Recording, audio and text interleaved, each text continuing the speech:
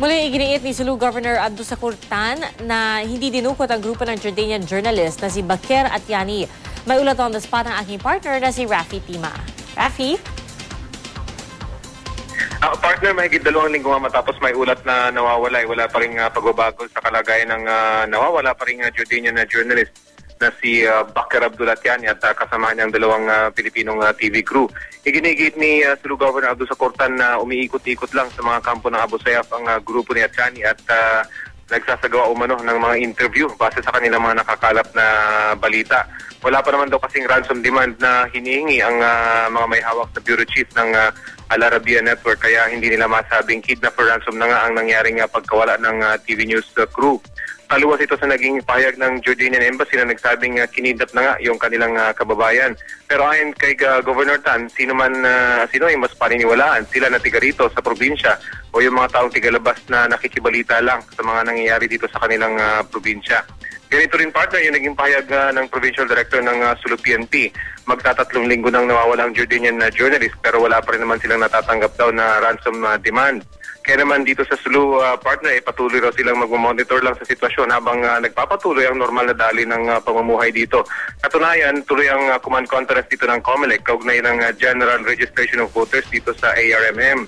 Narito ngayon ang ilang kinatawan ng COMELEC, PNP at militar para plansyahin yung detalye ng gaganaping 10 araw na voters registration.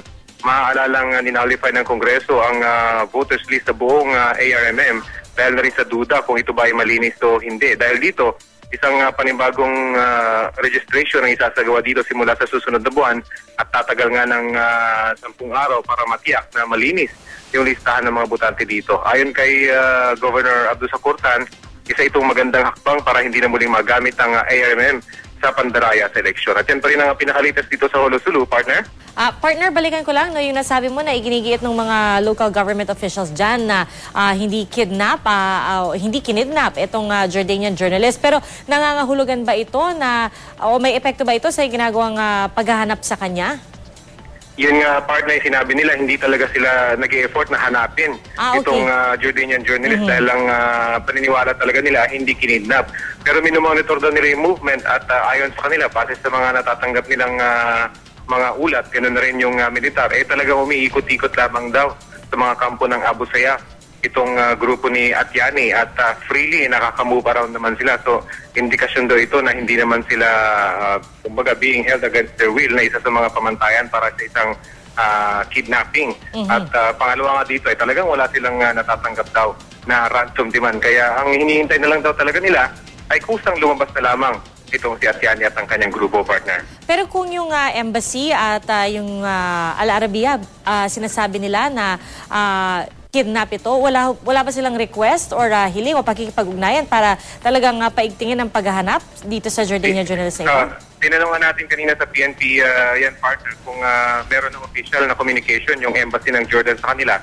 Hindi naman daw sila tinatawagan ng embahada ng Jordan at nakikipag-coordinate o nagtatanong man lang kung ano na yung nangyari dito sa kanilang citizen na si Atyani. Kung kaya't naghihintay na lang daw sila kung lalabas na nga itong si Atyani o kung meron mang pamilya nung 2 Pinoy na TV crew na lalapit sa kanila at magsasabing kinakausap na sila ng mga kidnappers o meron ng ransom demand, yun daw ang kanilang hinihintay sa ngayon, partner. Alright, abangan namin ang iba pang updates mo mula dyan at ingat ka dyan, partner. Maraming salamat, Rafi Tima.